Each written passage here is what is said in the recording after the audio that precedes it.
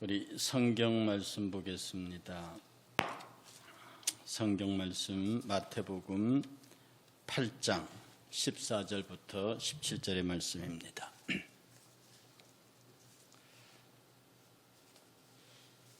마태복음 8장 14절부터 17절까지 우리 함께 봉독하겠습니다. 예수께서 베드로의 집에 들어가사 그의 장모가 열병으로 앓아 누운 것을 보시고 그의 손을 만지시니 열병이 떠나가고 여인이 일어나서 예수께 쑥들더라. 저물매 사람들이 귀신 들린 자를 많이 데리고 예수께 오거늘 예수께서 말씀으로 귀신들을 쫓아내시고 병든 자들을 다 고치시니 이는 선지자 이사야를 통하여 하신 말씀에 우리의 연약한 것을 친히 담당하시고 병을 짊어지셨다 함을 이루려 하심이더라. 아멘. 백부장의 하인을 고쳤습니다. 그리고 당신의 발걸음을 옮기실 때 어디로 갔느냐 하면 베드로의 집으로 갔습니다. 베드로의 집에 들어갔더니 그 장모가 열병에 앓아 누워 있었다. 성경학자들은 이 열병을 말라리아나 장티푸스일 것이라고 추정했습니다. 그 당시로서는 굉장히 중한 열병, 위험한 병이죠. 누가는 그것을 중한 열병이라고 그랬습니다. 누가는 의사예요. 그래서 장모의 열병이다, 말라리아나 장티푸스일 것이다. 그 당시로서는 굉장히 생명의 위협을 받을 수 있는 그런 질병이었어요. 그리고 보시고 들어가셔서 그의 손을 만지시니 열병이 떠나가고 베드로의 장모가 일어나서 건강한 몸으로 예수께 수종드는 장면이 나옵니다. 여기에서는 특별히 해석을 가하거나 추가할 설명은 없습니다. 그래서 베드로가 결혼했다고 하는 것, 그리고 베드로의 아내가 베드로를 따라서 선교 여행을 다녔다고 하는 것, 이런 것들은 성경에 진술이 있습니다. 그래서 일대 교황을 베드로로 두고 있는 로마 교회가 사제들이 결혼하지 않는 것을 정당화하는데 이 말씀이 굉장히 애로가 된다고 그럽니다. 초대 교황 베드로가 결혼을 했는데요. 그래서 지금도 로마 교회는 이 문제를 그렇게 명쾌하게 해명하거나 그러진 않습니다. 그 다음 16절에 가면 저물매 이렇게 돼서 저무니까 어두워지니까 사람들이 귀신자들 데리고 많이 예수께 왔어요. 이것은 어두울 때 왔다는 뜻이 아니고 이스라엘 사람들은 날짜 계산을 해가 진 날로부터 다음 해가 질 때까지가 하루입니다. 저물매라 하는 말은 안식일이 끝났다는 거예요. 그러니까 해가 떨어짐으로써 그 전에 안식일은 지켰고 이제 해가 졌으니까 그때부터는 안식일이 아닌 겁니다. 해가 안식일이 딱 시작 끝나는 그날부터 사람들이 예수께 특히 귀신 들린 자를 많이 데리고 왔어요. 예수께 오거늘 예수께서 말씀으로 귀신들을 쫓아내시고 병든 자를 고쳤다 이렇게 말씀합니다. 오늘 우리가 예수께서 질병을 고치실 때에 손을 대시는 방법도 있고 다른 데 가보면은 침으로 진흙을 지겨서 눈에 바르는 그런 사건도 있고, 그런데 예수께서 행하신 거의 모든 기적이 말씀으로 하셨습니다. 어쩌면 예수의 사역에 가장 보편적이고 가장 예수님에게 맞는 치료의 방법이 뭐냐면 이 말씀으로 하는 겁니다. 제가 말씀드렸듯이 이 말씀은 천지를 창조하셨어요. 그 말씀은 동시에 예수의 말씀, 그 말씀은 동시에 예수 자신이셨습니다. 그래서 말씀으로 이 병을 치료하셨다는 오늘 신유에 관해서 함께 생각을 해보겠습니다. 여기서 예수님께서요, 귀신 들린 자를 만나요. 지금처럼 과학이 발달하지 못한 그때 시대에 이 귀신 들린 자들은 여기 나오는 이 귀신 들린 자들은 전부 사탄의 역사로 봤습니다. 그러니까 지금 우리가 말하는 이 어떤 그 비정상적인 모든 행위는 다 사탄의 역사로 보는 경향이 있습니다. 그런데 어쨌든 귀신 들린 자들을 오셨을 때 예수께서는 그들을 말씀으로 치료하십니다. 교회에는 3대 사명이 있습니다. 그 3대 사명에 관해서 한번 잠깐 보면요. 마태복음 4장 23절 한번 찾아보시겠습니까? 마태복음 4장 23절. 거기에서 예수께서 하시는 3대 사역이 있습니다. 이건 여전히 우리 교회의 사명이기도 해요. 자, 4장 23절 시작. 예수께서 온 갈릴리에 두루 다니사 그들의 회당에서 가르치시며 천국 복음을 전파하시며 백성 중에 모든 병과 모든 악약한 것을 고치시니, 이렇게 되어 있습니다. 거기에서 3대 사역을 구분해내면요, 첫째가 가르치시고 회당에서 말씀을 가르치시고 천국 복음을 전파하시고 백성 중에 모든 병과 약한 것을 고치신다. 그래서 말씀을 가르치고 천국을 전파하고 백성을 치료하는 것, 이것이 3대 사역입니다. 그러니 지금도 여전히 교회는요, 하나님의 말씀을 가르치고 예수 그리스도의 한나라를 전파, 선교하고 그리고 백성들을 치료하는 일입니다. 그런데 앞에 2개는 하겠는데 이 마지막 3번째 치료로 들어오면은 교회가 약간 위축됩니다. 왜냐하면 하나님께서 분명히 교회에게 치료의 은사, 성도들에게 신유의 은사를 주셨단 말이에요. 그리고 그것을 사명으로 주셨습니다. 그러니 교회는 마땅히 사람들을 치료할 의무가 있고 권리가 있고 동시에 능력이 있음을 믿어야 합니다. 그런데 이게 자신이 없거든요. 그래서 막 치료를 강조하고 신유를 강조하면요, 일부에서 그걸 신비주의로 몰아갑니다. 신비주의로 몰아갑니다. 더 심한 사람들은 광신주의로 넘어갑니다.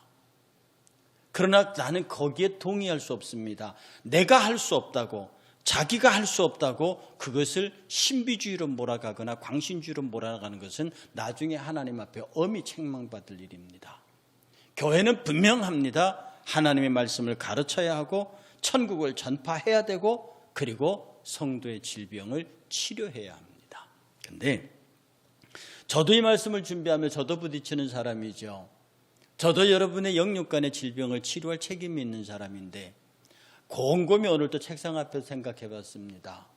왜 지금 이 시대에 이런 신유의 기적들이 일어나지 않을까? 제가 잠깐 경험한 중국 땅에서는 잠시 머물렀는데도 가장 다양한 신유의 은사들을 내 직접 경험하고 직접 보았는데 왜 우리에게서는, 왜 선진국에서는 기독교가 이미 전파돼서 발달한 기독교 문명을 가지고 있는 나라에서는 이런 신유의 은사들이 나타나지 않을까? 제3세계, 이제 막 복음이 들어간 중국, 북한 이런 데서는 그야말로 기도하면 기도하는 대로 그 역사들이 나타나는데 왜 우리는 그렇게 기도하는데도 신유의 역사는, 그리고 각각 신비한 은사들은 왜 나타나지 않을까? 그걸 가만히 보면요, 이렇습니다. 의학이 발달한 나라, 의술이 발달한 나라에서는 우리가 생각하는 것 이상의 정도의 기적들이 나타나지 않습니다. 이것은 뭐냐 하면 하나님께서 의술이라고 하는 부분을 상당 부분 인정하시고 또 그것이 활용되기를 원한다고 하는 뜻이에요. 야고보서도 보면 너희 중에 병든 자가 있느냐? 너희들은 교회의 장로들을 청할 것이요. 그들은 기름을 바르며 기도하라. 이 기름 바르는 행위는요, 의술 행위입니다. 이 바울이 디모데에게 편지를 쓸 때도 디모데가 위장병이 있었던 것 같아요. 정말 우리의 상식으로는 기도 한 번이면 나아버릴 위장병을 그걸 놓고 바울이 베드로에게 뭐라고 말하냐니 너의 약한 위를 인하여 포도주도 쓰라. 물만 마시지 말고 포도주도 쓰라. 이런 말이 나옵니다. 다시 말해서 포도주를 약으로 쓰라는 말이죠. 하나님께서는 우리에게 의술을 주셨습니다. 그런데 예수님 당시에 의술이라고 하는 것은 그야말로 형편없을 때입니다. 이때 의사들이 뭘 할 수 있겠습니까? 누가가 누가복음을 기록하는데 가장 의사 입장에서 사람의 질병의 치료 과정을 의사 입장에서 예수의 사역을 바라봤습니다. 그래서 어떤 기록보다도 사람을 병 고치는 기사에 관해서는 누가복음의 기사는 신뢰할 만합니다. 그 당시 누가가 의사로 활동하던 그 시대 의술이라고 하는 것은 지금 비교가 되지 않는, 감기 하나도 제대로 해결하지 못하는 그런 시대의 의술입니다. 고대 의술에 해봐야 뭐가 있겠습니까? 그러니 그때는 하나님께서 직접적으로 개입하시고 직접적으로 역사하실 수밖에 없는 일들이 너무 많았습니다. 그런데 지금 현대의학은 상당한 부분까지 질병의 근원을 밝혀냈습니다.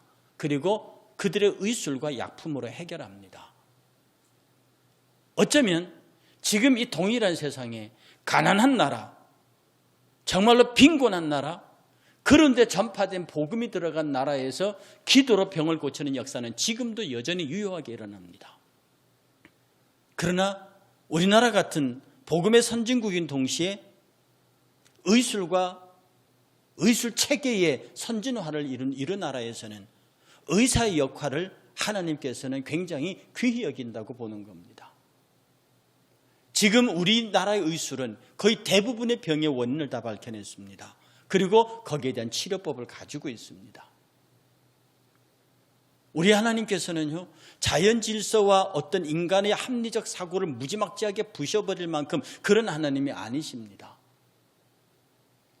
하나님은 의술과 의과학이, 제가 그래서 병든 자들을 위해서 기도할 때 하는 말이 있습니다. 하나님, 이 사람을 치료하는 의사와 돕는 간호사와 이들이 쓰는 의술과 의약품과 의기구까지 하나님이 개입해 줄 것을 요청합니다.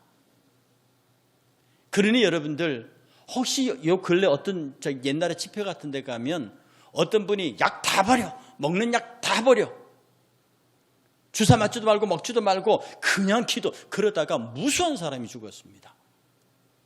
그것은 무식하다기에 이르러서 그것은 정말로 반하나님적인 비신앙적인 주술행위입니다. 우리는 정상적인 과학적 진단을 따라가는 의사의 처방과 그들의 치료를 우리는 신뢰해야 합니다. 사람들은 그래요. 제일 못 믿을 게 의사라는 말도 합니다. 제가 옛날에 저희 개혁총신 다닐 때요, 저를 가르치는 선생님이 수업 때마다 의사 선생을 욕했습니다. 수업 때마다 의사들 사기꾼이라고. 그런데 그 양반이 길을 걷다 넘어졌고 부러지셨어요. 그런데 병원 가서 기부스를 해서 오셨더라고요. 우리가 수업하면 농담하면 그랬습니다. 의사한테 왜 가셨어요? 그 다음부터 그분이 다시는 의사 얘기를 안 하십니다. 사람이 아파봐야 의사 귀한 줄 알지.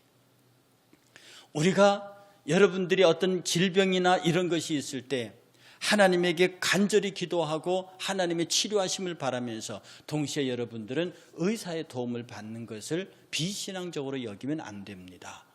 그러나 그럼에도 불구하고 여전히 교회가 치료해야 할 사명은 그 의사 때문에 약화되지 않습니다. 그러니 교회는 말입니다. 성도는 말입니다. 목회자는 말입니다. 내가 기도하면 반드시 이 사람은 낫는다는 확신을 가져야 합니다. 그러기를 주의 이름으로 축복합니다. 여러분들이 질병이 있고 여러분의 몸이 연약하고 그런 것이 있을 때에 우리가 과연 기도할 때 이 병이 낫겠느냐 의심하는 태도는 이미 하나님의 역사를 시작부터 방해하는 것입니다. 성경 찾아보겠습니다. 마태복음 10장 1절입니다. 마태복음 10장 1절입니다. 함께 봉독합니다. 마태복음 10장 1절 시작. 예수께서 그의 12제자를 부르사 더러운 귀신을 쫓아내며 모든 병과 모든 약한 것을 고치는 권능을 주셨더라. 주셨습니다. 12제자들에게 그것을 모두 감당할 수 있는 능력을 주셨습니다. 그러니 제자들은 믿고 나가서 모든 약한 것과 질병들을 지키는 권세를 행했고 그 일들을 이루어냈습니다. 사람들은 말합니다. 그건 사도지 않습니까? 다시 성경으로 가봅니다. 마가복음 9장 23절입니다. 마가복음 9장 23절. 마가복음 9장 23절 함께 봉독합니다. 9장 23절 예수께서 이르시되 할 수 있거든이 무슨 말이냐? 믿는 자에게는 능히 하지 못할 일이 없느니라 하시니라. 제자들에게만 병 고치는 권능을 주신 것이 아닙니다.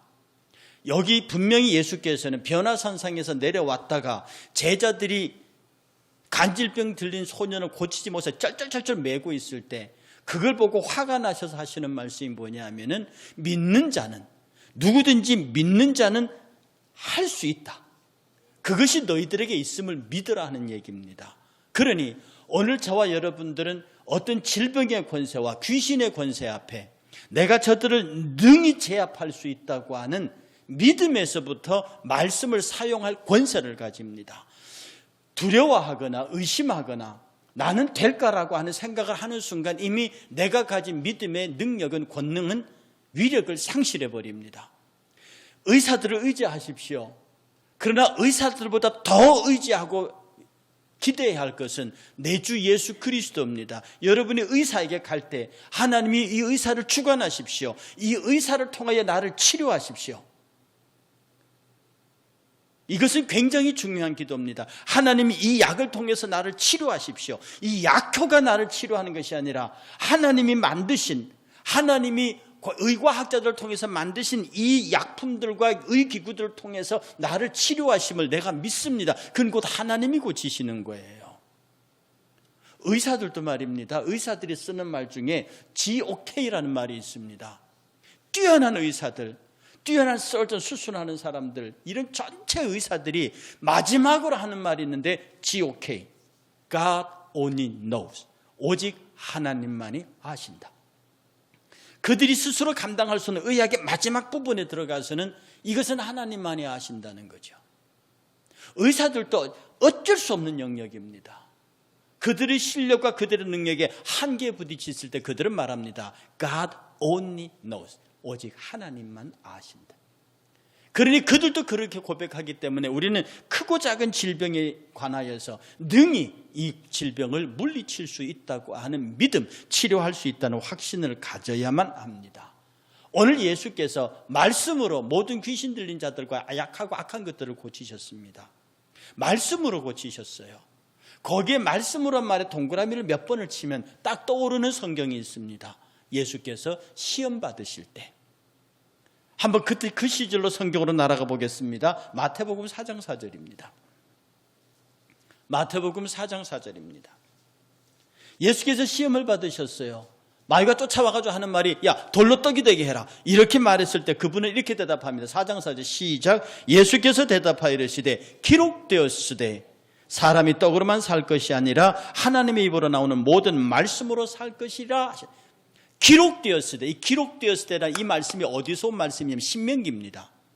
신명기의 말씀에 기록되어 있는데, 그래서 말씀으로 돌로 떡이 되게 유혹하는 사탄의 유혹을 반드시 제쳐버리고, 두 번째, 높은 곳에서 뛰어내려서 네가 선지자임을, 네가 메시아임을 증명하라는 유혹에 관하여 예수께서 대답하시기를 4장 7절입니다. 시작. 예수께서 또 이르시되 기록되었으되 주 너희 하나님을 시험하지 말라 하였느라 하시니라. 역시 기록되었을 때, 이것도 신명기의 말씀입니다. 기록되었을 때. 그리고 마지막으로 천하만국의 영광을 다 보여주고 내게 절하라고 하는 마지막 협상이 들어왔을 때 예수께서는 4장 10절에서 이렇게 말합니다. 이에 예수께서 말씀하시되 사탄아 물러가라. 기록되었으되 주 너희 하나님께 경배하고 다만 그를 섬기라 하였느니라. 세 번의 사탄의 시험 모두 다 말씀으로 잘라내십니다. 기록된 말씀으로 잘라내신다고요. 그러니 사탄을 물리치고 악을 물리치는 이 가장 우리의 최고의 수단은 말씀입니다. 우리가 모든 악한 세력을 이길 수 있는 가장 마귀가 절대로 당할 수 없는 무기가 말씀입니다. 그래서 하나님께서 우리에게 주신 이 말씀은 우리로 하여금 사용하라고 주신 칼입니다. 칼은 칼집에 넣어둬서는 칼일 수 없죠. 그것을 뽑아내서 쓰라고 하시는 겁니다. 하나님의 말씀은 살았고 운동력이 있다고 그랬어요. 다시 찾겠습니다. 히브리서 4장 12절입니다. 말씀으로 치료한다. 말씀으로 고쳐라. 이 말씀으로 사탄을 물리치는 이 말씀이 어떤 것이냐? 말씀은 분명히 히브리서 4장 12절은 말씀에 대해 이렇게 정의합니다. 하나님의 말씀, 시작. 하나님의 말씀은 살아있고 활력이 있어 좌우의 날선 어떤 것보다도 예리하며 혼과 영과 및 관절과 골수를 찔러 쪼개기까지 하며 또 마음의 생각과 뜻을 판단하나니. 이게 하나님의 말씀입니다. 이 말씀을 뭘로 주었느냐? 너에게 칼로 주었다는 거죠. 에베소서 6장 17절입니다. 함께 봉독합니다. 에베소서 6장 17절. 에베소서 6장 17절 시작. 구원의 투구 곧 성령의 검 곧 하나님의 말씀을 가져라. 구원의 투구와 성령의 검 곧 하나님의 말씀을 가져라. 우리가 들고 있는 하나님의 말씀, 이 성령의 검이 뭐냐면 말씀이에요. 여러분 잘 보세요. 성령의 검이에요. 나의 검이 아니에요. 내 검이 아니고 성령의 검입니다. 성령의 검을 잡으라는 거거든요. 이건 성령의 검이기 때문에 누가 씁니까? 내가 쓰는 게 아니라 성령께서 쓰십니다. 누구를 사용해서? 나를 사용해서. 그러니까 내가 성령의 검을 붙잡고 있으면 성령께서 내 안에서 그 검을 쓰신다는 거거든요. 이 성령께서 쓰시는 이 검, 곧 하나님의 말씀은 살았고 운동력이 있어 좌우의 날선 어떤 검보다도 예리해서요. 혼과 영과 및 관절과 골수를 찔러 쪼개게 하지만 또 마음의 생각과 뜻까지를 판단해낼 수 있는 정말로 면도날보다도 더 예리한 그런 칼이라는 거죠. 누구도 부려뜨릴 수 없고 누구도 무디게 할 수 없는 면도날같이 예리하면서도 그 어떤 검도 이길 수 없는 강력한 검, 이걸 우리에게 주셨다. 이게 말씀입니다. 그러니 저와 여러분들이 하나님의 말씀을 받았을 때요, 그냥 교훈으로 받으면 안 됩니다. 하나님의 말씀을 받을 때요, 하나의 덕담으로 받으면 안 됩니다. 하나님의 말씀을 받을 때 좋은 말씀으로 받으면 안 됩니다. 뭘로 받아야 된다? 능력으로 받아야 된다. 하나님의 말씀은 성령의 검, 곧 뚜남마의 능력으로 받아야 됩니다. 이 성령의 검이 나를 통해서 움직이는 순간에 닿는 자는 베어질 것이고 부딪히면 깨어질 것이고, 그 앞에 마귀의 능력이든 사탄의 권세든 죽음의 권세든 사망의 권세든 부딪히면 깨어지고 베이면 날아갑니다. 누구도 견딜 수 없는 강력한 능력을 갖고 있는 것이 성령의 검이라고요. 하나님이 이 말씀을 우리에게 주셨습니다.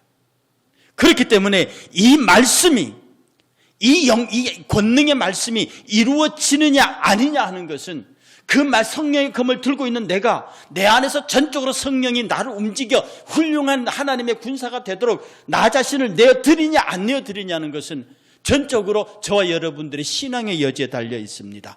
요한복음 14장 13절과 14절입니다. 손 빨리빨리 움직이세요. 요한복음 14장 13절에서 13절 함께 봉독합니다. 내가 내 이름으로 무엇을 구하든 내가 행하리니 이는 아버지로 하여금 아들로 말미암아 영광을 받게 하려 하심이니라. 내 이름으로 무엇이든지 내게 구하면 내가 행하리라. 말씀의 역사는요, 우리 기도의 응답과 일치합니다. 우리가 기도할 때 말씀을 붙잡고 하지요. 그 말씀은 살아서 움직이는 역동하는 힘입니다. 우리의 영혼과 골수를 쪼개고 나눠요. 마음의 생각과 깊은 것도 판단합니다. 우리가 이걸 붙잡고 기도합니다. 이거 붙잡고 기도할 때의 핵심은 뭐냐 하면 내 이름으로 기도해라, 구해라. 그리하면 내가 그렇게 하겠다는 뜻이거든요. 네가 내 이름으로 기도하면 내가 그대로 하마. 왜 그렇게 하느냐? 바로 13절 앞에 말하기를 나의 영광을 위해서 한다. 이 대단한 것입니다. 지금 여러분은 말씀을 붙잡고 기도합니다. 말씀에 의하여 기도합니다. 그런데 그 말씀 기도하면 그 말씀의 주인께서 행하시겠대요. 무엇을 위해서? 내 이름으로 무엇이든지 구하든지 내가 행하리니 이는 아버지로 하여금 아들로 말미암아 영광을 받게 하려 합니다. 내가 너희들의 기도에 응답해 주는 것은, 내가 너희들이 내 말을 쓸 때에 그 말의 영향력이 일어나게 하는 것은 나의 영광 때문에 그렇다. 그러니 하나님이 영광을 받으시려고 여러분이 병 낫기를 위해서 기도할 때에 하나님은 그 병을 낫게 하십니다. 여러분의 기도의 제목을 갖고 기도할 때에 하나님이 그 기도에 응답하시는 것은 당신의 영광이 될 때 그 기도는 즉각 응답합니다. 여러분의 기도의 내용이 하나님의 영광과 일치하지 않을 때는 하나님의 영광과 일치하는 방법으로 그 기도의 능력이 나타납니다. 그러니 우리는 무엇이 중요하면 내가 기도하면 이루어진다. 내가 기도하면 당신이 반드시 당신의 이름으로 이 일을 행하신다. 그 약속입니다. 이것을 믿는 사람은 과감하게 내 안에 성령이 당신의 검을 휘두를 수 있도록 나를 하나님의 군사로 내어가게 만듭니다. 그런데요, 성령을 보내주신 것도 성령이 검이라 그랬잖아요. 이 검의 주인이 되시는 성령을 우리에게 보내신 것도 우리에게 모든 기도에 응답하시려고 하는 하나님, 우리 구주 예수 그리스도의 약속이기도 합니다. 성경 찾습니다. 요한복음 16장 23절. 요한복음 16장 23절과 24절. 요한복음 16장 23절과 24절 함께 봉독합니다. 그날에 너희가 아무것도 내게 묻지 아니하리라. 내가 진실로 진실로 너희에게 이르노니 너희가 무엇이든지 아버지께 구하는 것을 내 이름으로 주시리라. 24절 시작. 지금까지는 너희가 내 이름으로 아무것도 구하지 아니하였으나 구하라 그리하면 받으리니 너희 기쁨이 충만하리라. 성령의 임재가, 성령이 우리에게, 그날이라고 하는 그날이 뭐냐면 성령이 오신 날이에요. 예수님이 승천하시고 다음 예수를 대신해서 성령이 오시는 그날입니다. 성령이 오신 그날에는 너희가 아무도 내게 묻지 않는다. 왜? 물을 수 없죠. 그런데 성령께서 이제는 너에게 성령을 내가 보내는데 아버지께서 구하는 것을 내 이름으로 주시리라. 지금까지 너희가 내 이름으로는 아무것도 구하지 않았지만 이제 구해라. 그리하면 줄 것이고 너희 기쁨이 충만하라. 너희 기쁨이 충만한다. 네가 원하는 대로 될 것이라 하는 것입니다. 그러니 성령이 오신 것도 말씀의 능력이 나를 통하여 이루어지게 하기 위해서 오셨습니다. 그래서 제가 여러분이 말씀드린 대로 여러분이 성경에 기록된 이 성경은 글자, 문자 성경입니다. 이걸 로고스라고 말씀드렸잖아요. 이 로고스가 내가 정말 이 말씀을 문자 그대로 믿었어요. 이루어짐을 믿는다고요. 그러면 하나님 좋습니다. 이 말씀대로 내가 믿었으니 이 말씀이 내게 당신의 성령의 검이 되게 하시고 베이는 것마다 베게 하고 닿는 것마다 부셔지게 하는 능력이 되게 하심을 믿습니다 하는 순간에 이 기록된 문자의 하나님의 말씀은요, 실제로 모든 것을 부수고 깨트리는 뚜나마이의 능력의 말씀으로 바뀝니다. 이걸 레마라고 그럽니다. 여러분이 그냥 문자로 붙잡고 있는 말씀은요, 그냥 교훈이에요. 그러니 여러분이 일평생을 살면서 여기 기록된 문자만 읽고 좋은 말씀이다, 좋은 말씀이다 이러고 예수를 믿고 평생을 지낼래요? 아니면 이 말씀이 살아 역동해서 여러분의 삶 속에 질병이 날아가고 사탄의 권세가 날아가고 죽음의 권세가 깨지는 그런 장면들을 레마의 말씀을 경험하고 사시겠습니까?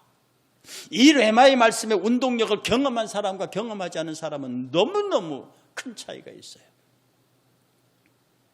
제가 여러분에게 간증했죠. 분명히 의사가 제 목 뒤에 5번, 6번 경추가 있어서 이거는 시술을 해야 된다고 그랬습니다. 날짜 잡아놓고 입원까지 했어요. 그때 제가 하나님에게 이 뒤에다 손을 얹고요, 입원해서 그랬습니다. 하나님, 창피하지 않습니까? 일산교회 담임간 지 얼마나 됐다고, 벌써 목 디스크, 내가 성도들한테 건강 자랑을 얼마나 했는데 이게 웬일입니까? 하나님, 나 좀 봐주시지요. 치료하시길 원합니다.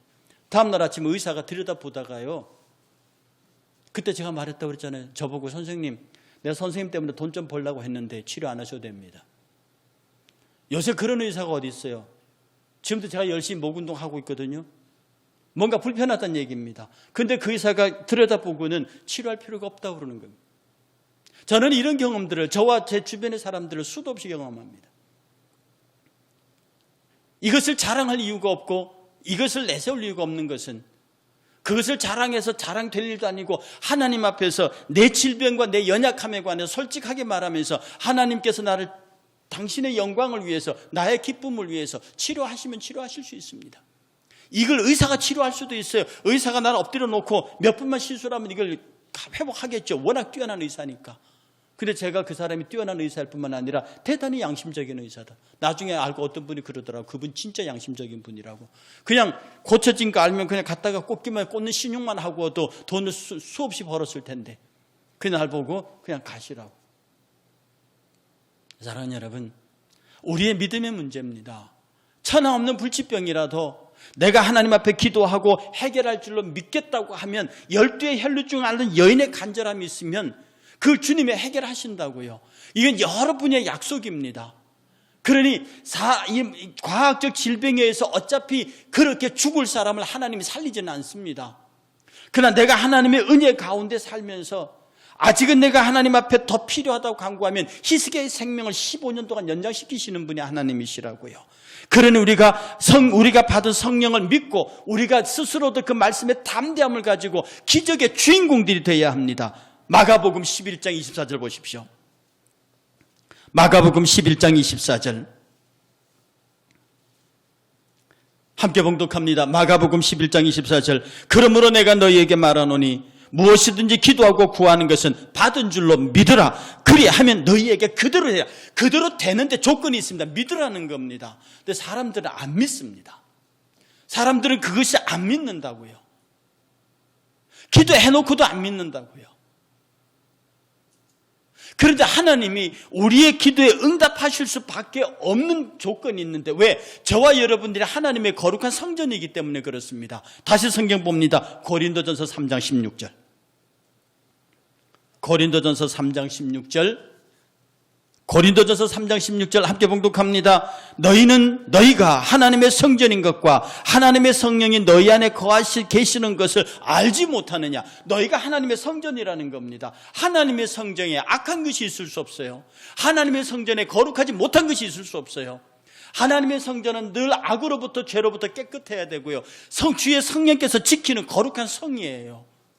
그러니 나의 육체와 거룩한 성도들의 육체를 놓고 질병의 깨끗함을 위해서 기도할 때 하나님이 응답하지 못하실 근거가 없다고요. 당신의 성전을 청소하겠다는데. 그러니 지금 우리는 믿음으로 하나님의 말씀을 사용해야 합니다. 제발 하나님의 말씀을 사용하십시오. 제가 과도한 말인지 모르지만 제가 집회 나가서나 하나님의 말씀을 그렇게 말합니다. 예수님께서 나사로를 향해서 나사로야 나오느라 그렇게 해서 그가 붕대를 동인처럼 시체가 뛰어나왔습니다. 살아서. 그 말을 믿는다고 하면 나도 정말 믿음 가지고 누구야 일어나라라고 해보라 이 말입니다. 해보지도 않고 오늘 목사님들이 백문화 신방 가면서 주스 사들고 갈 생각을 합니다. 이놈의 질병 내가 가서 쫓아내버리겠다 이렇게 말하지 않고 내가 싸워서 그 질병을 이겨먹겠다 이렇게 말하지 않고 아픈 사람 위로나 하고 오겠다 거기에다 과일 주스나 놓고 오겠다고 하는 이런 생각으로는 사탄과 싸워 이길 수 없습니다. 여러분의 병든 자들을 만났을 때요 어설픈 선물로 위로할 필요 없습니다. 투병 싸우는 겁니다. 말씀으로 싸우는 겁니다. 내가 예수의 이름으로 명하노니 예수님이 그렇게 하셨다고요. 예수님이 그렇게 하셨고 그 권능을 우리에게 줬어요. 문제는 내가 기도하면서 너무 의사에게 매달리는 겁니다. 내가 기도하면서 너무 약에 매달리는 거예요.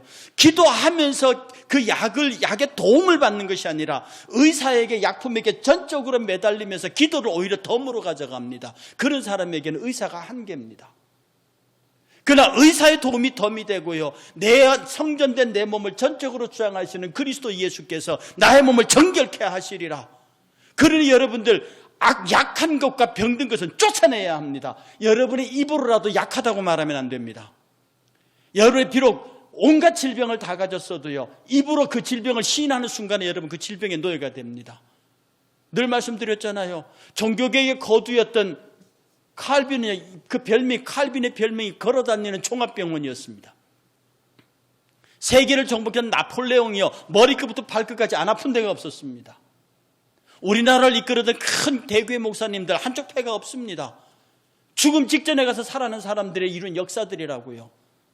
이런 질병에 관한 생생한 증언들이 그런 큰 사람들만 있는 게 아니라 일상의 사람들 가운데 그리스도의 은혜로 치료받은 사람들이 얼마나 많은데 그 길이 왜 내게는 일어나지 않을 것이라고 스스로 약함을 인정해버립니까? 죄는 부정해야 합니다. 질병을 거부해야 됩니다. 너는 절대로 나와 함께 갈 수 없다고 선언해야 됩니다. 그리고 내가 하나님 앞에 전적인 믿음의 자세로 설 때 성령의 검이 움직이기 시작합니다. 나를 통하여 나와 함께 기도하는 사람들을 통하여 그러면 치료의 기적은 일어납니다. 나는 이것을 믿고 있고요. 비록 지금 막 초대교회 같은 그런 기적적인 역사가 마구마구 일어나진 않지만 오늘도 기도하는 자, 내 몸이 성전인 줄 아는 자들이 간절한 마음으로 기도하면서 하나님의 은혜와 긍휼을 구할 때 주께서는 당신의 성전된 나를 위하여서 여러분을 위하여서 친히 치료의 광선을 바라시고 우리 몸에 있는 약한 것과 악한 것과 그런 것들을 제압하실 거라는 겁니다. 강건하셔야 합니다. 정말로 강건하셔야 합니다. 여러분 육체를 함부로 내던지지 말고 건강관리하셔야 합니다. 하나님이 주신 성전입니다. 바이러스 하나도 침범하지 못하도록 여러분 지켜내야 합니다. 여러분의 육체의 적혈과 백혈과 지켜내는 것뿐 아니라 여러분의 기도가, 말씀이 여러분을 지키게 해야 합니다. 그리고 그 말씀으로 싸우셔야 합니다. 여러분이 말씀으로 질병을 이겨내고 말씀으로 여러분 주변의 사람들을 위해서 기도할 때에 질병의 권세가 그야말로 한 길로 왔다가 7길로 사라지는 겁니다. 이 위대한 치료가 여러분 가운데 있기를 주의 이름으로 축복합니다.